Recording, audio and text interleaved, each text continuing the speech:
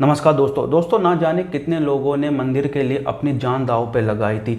वहीं supreme court का फैसला अयोध्या के पक्ष में आया था और अयोध्या में राम मंदिर बनने की तैयारी धूमधाम से हो रही थी। वहीं देखा जा रहा है राम मंदिर के जब ज़मीन खरीदी गई तो उसमें कुछ घोटाला सामने आया। किसने ये घोटाला करा और क्यों करा, आइए जानते हैं इस वीडियो में।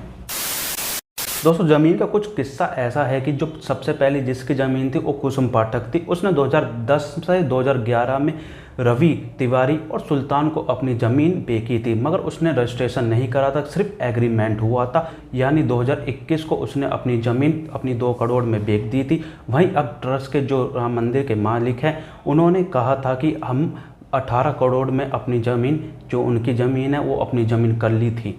सवाल ये उठता है जो 2 करोड़ की ज़मीन थी वो 18 करोड़ में क्यों खरीदी गई।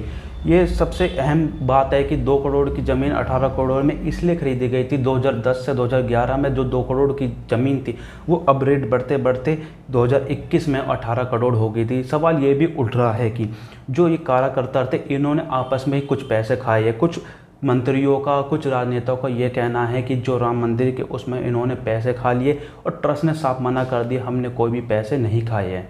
दोस्तों मैं आपको बता दूं ये 3 एकड़ ज़मीन थी जो कि 18 करोड़ में खरीदी गई थी। उनका ये मानना है कि जो ये पहले 2 करोड़ थी, 2010 से ये 2 करोड़ की थी, जो अब 2021 में ज़मीन के रेट बढ़ गए हैं क्योंकि ये 18 करोड़ की हो चुकी है। और ट्रस्ट का कहना है इसमें हमने कोई घपलाबाजी नहीं की, कोई भ्रष्टाचार नहीं करा। अब CBI की मीटिंग भी बुला सकते हो और बैठक भी बुला सकते हो।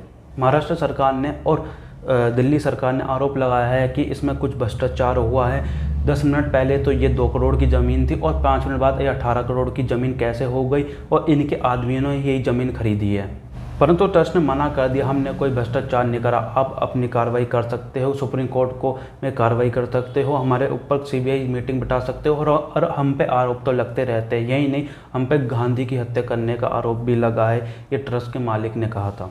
दोस्तों मेरे को ये लगता है कि ये ऐसा भ्रष्टाचार नहीं हो सकता। कोई भी राम मंदिर के जैसे कि आपको पता है कितने सालों से चलता रहा था, 500 सालों से इंतज़ार करा गया है अयोध्या बनने के लिए। अब ये बनने जा रहा है तो इससे कुछ विफलता आ रही है।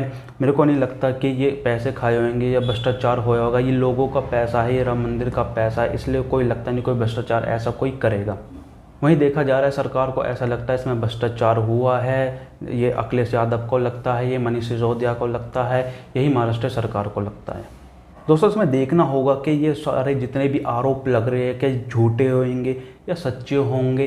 क्या ट्रस्ट ने क्या इसमें भ्रष्टाचार करा होगा? क्या राम मंदिर के लिए कोई भ्रष्टाचार कर सकता है? अयोध्या इतने सालों से बनने के लिए वो था जो अब बनने जा रहा है, कोई भ्रष्टाचार कैसे कर सकता है इसमें?